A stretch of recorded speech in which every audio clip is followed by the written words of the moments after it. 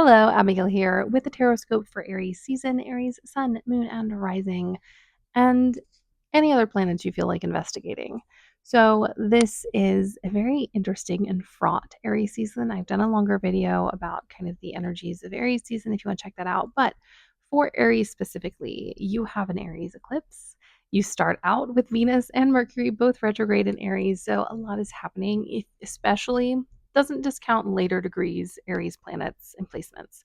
Especially if you have early degrees Aries planets placements, early degrees cardinal signs, so Capricorn, Libra, Cancer. Um, Pay attention because all of this is shaking all of that up. So it is going to be a lot. I do think that we're going to have kind of a slow start. Now, slow start is in we don't get to start stuff. The eclipses are terrorizing our lives, not in a mean way, but definitely tearing through things, realigning us, taking out things that aren't meant for us.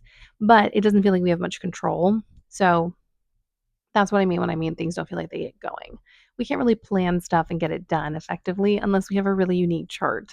So don't feel a need to have to do anything or to overwork or make something happen. The universe is already making stuff happen. I do love your cards for this. I will also remind you that in Aries season, Neptune enters Aries for the first time. This is a big deal. It will retrograde back later in the year, but this is the beginning of something new and fresh with Neptune. Um, Once again, check out where those planets are. Very important stuff. And also, the beginning degrees of Aries, 10 to 0, are like the action point of the beginning of this year and will carry into 2026 because of Saturn and Neptune kind of bouncing back and forth until we're into 2026. And by bouncing back and forth, they go back, they go in, they go out, they go in. Um, Anyways, so it's really exciting for that house. It is going to be a lot.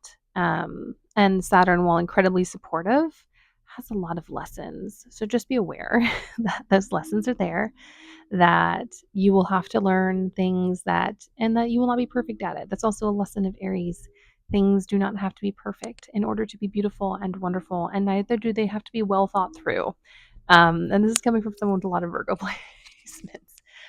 I have an Aries Venus and an Aries Mercury, so I get it.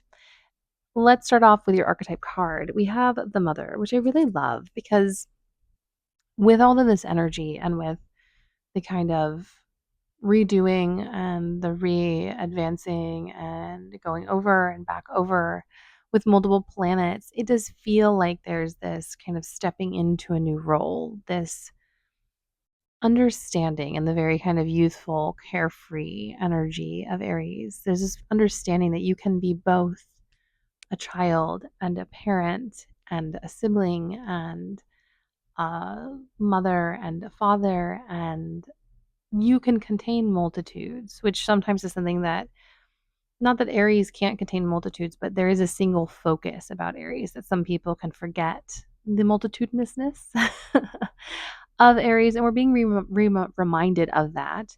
And we have the Mother, and it's time to take care of things.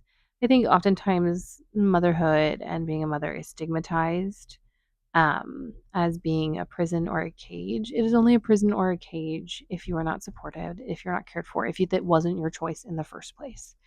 And also, you don't have to have a child to be a mother. You don't have to have a child to care for people and to be nurturing. Also, motherhood is not only exclusive to women or people born female. Um, Motherhood is a concept and an action and a practice, just as much as it is an identity. Um, so it's time to tend to yourself. I think, especially, this is a good, poignant message for the beginning of Aries season. It's not time to go out and put on your armor and go to war. Also, Mars is still in Cancer. It's time to tend to things at home. It's time to take care of what you need to take care of and to nurture what you need to nurture. I also love in this spread, you both have the High Priestess and the Empress.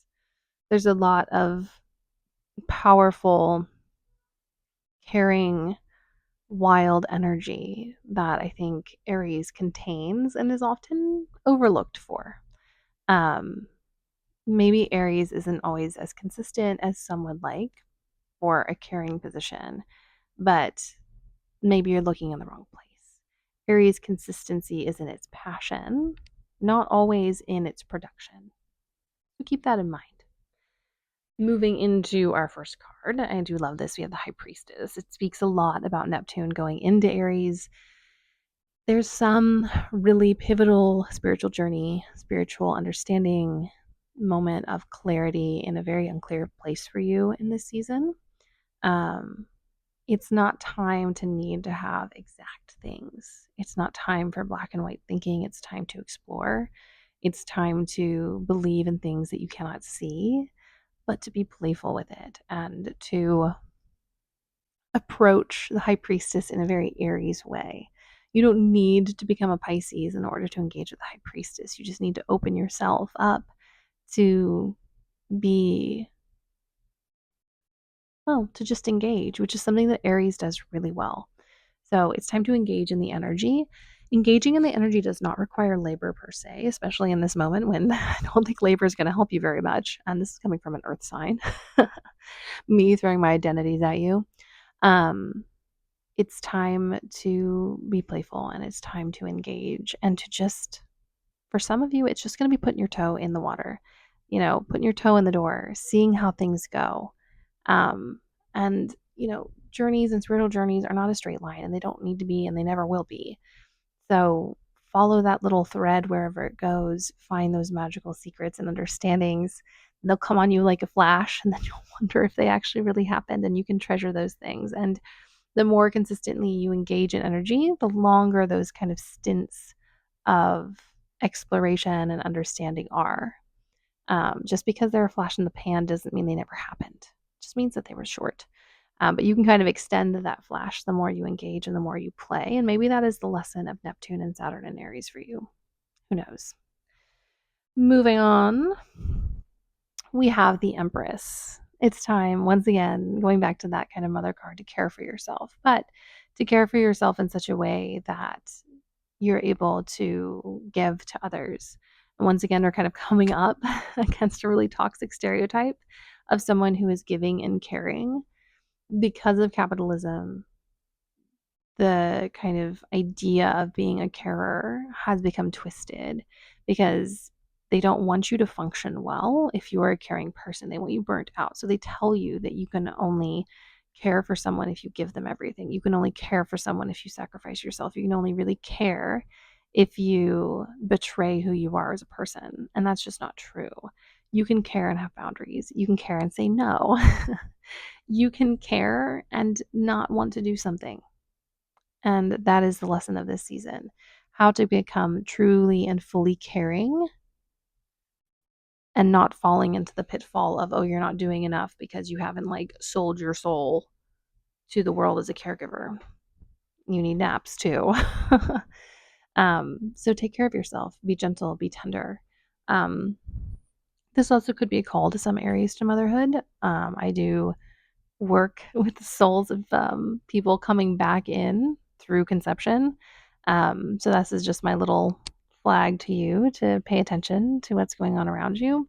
And if this isn't for you, motherhood and the Empress and fertility all can mean a multitude of things. Do you need to buy more houseplants?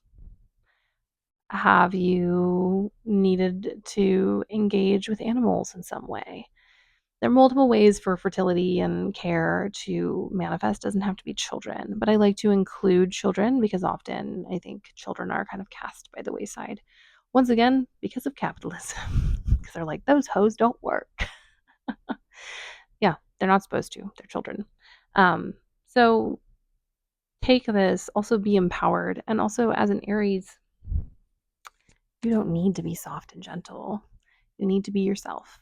And your Empress energy is going to manifest way differently than someone else's Empress energy who is, say, a Pisces or a Cancer or a Virgo. Your Empress has spikes and armor and may be covered in a little bit of blood. So be the Empress that you need to be, not the Empress that the world might want you to be. And that is your true power. And then we come into something really beautiful, which kind of feels like it starts to really burst forth once we get into April. 10 of Cups. There's a lot of emotional abundance here for you, a lot of realizations. Um, Maybe things have been really rough. They probably have, based on the astrology. But these eclipses had some really special gifts in them. These eclipses had something really beautiful to give each and every one of us, but especially Virgo people and Aries people. Um, excuse me. Uh, so, what have you been given? What kind of fresh, beautiful abundance exists in your life? And if you're in a moment where you're like, Abigail, doesn't feel like the 10 of cups right now, maybe count how many cups you have. You might have more cups than you think. And I'm not asking you to be toxically positive or to be like, oh, I have so much. Why am I complaining? No, no, no. I just want you to consider the fact that maybe you have some cups you're not using. And maybe some of the cups are more full than you thought. And maybe you can enjoy them a little bit more. And also because we are so often taught to kind of constantly produce and progress, once again, capitalism, um, maybe you don't need any more cups right now. Maybe you need to enjoy the cups that you have and not in like, oh, I'm grateful for what I have, but oh, I haven't been paying attention because I was always told to constantly go, go, go and attain, attain, attain and never be happy with what I have. Maybe what I have is actually pretty good. Maybe I have friends and people to hang out with and have potlucks with, or maybe I have a really beautiful apartment and I haven't been really sitting in it and soaking it in lately. Yeah, I don't think you have to be grateful when things are shit. But you don't have to be, you know, you don't have to ignore the good stuff that you have because the world tells you you need more. You don't need that corporate job. You don't need a big name to be your employer. You don't need to have attained X, Y, and Z number of followers. Maybe what you have is, well, suitable for the capacity of who you are. And maybe that's okay. And then we have this little guy. And I really love this because I have been getting him left, right, and center in Pisces season, and we're bringing him into Aries season. The Page of Cups. This is a reminder to be silly goofy, to have fun, to engage in stuff in a new way. It is spring, even though it is still eclipse season. We get to have fun, we get to play, have weird ideas, engage in something unexpected. Maybe you don't really feel very Page of Cupsy, but have you danced in your kitchen recently? Have you played in the mirror and made faces at yourself? Have you done something silly and foolish? Have you made little noises? Um, this is a good one. Have you listened to a recording of your own voice and been like, wow, that's crazy? Just do something unexpected. Do something fun just for the sake of being silly goofy. Just for the sake that the tulips are coming up and the daffodils are here and the birds are singing. It doesn't need to be serious. It doesn't need to be important. And I think it's really nice because the bottom of the deck, we get this little bestie, King of Cups. You can have both. You can do it too. You can be both playful and silly goofy and also wise and ancient, and those things aren't mutually exclusive. One doesn't always come at the expense of the other. You can be foolish and fun and then also be really wise and knowledgeable and still. And both of those states can exist together. You don't have to sacrifice them. It's that whole lie of adulthood. We're all just little kids playing dress up. It's my firm belief.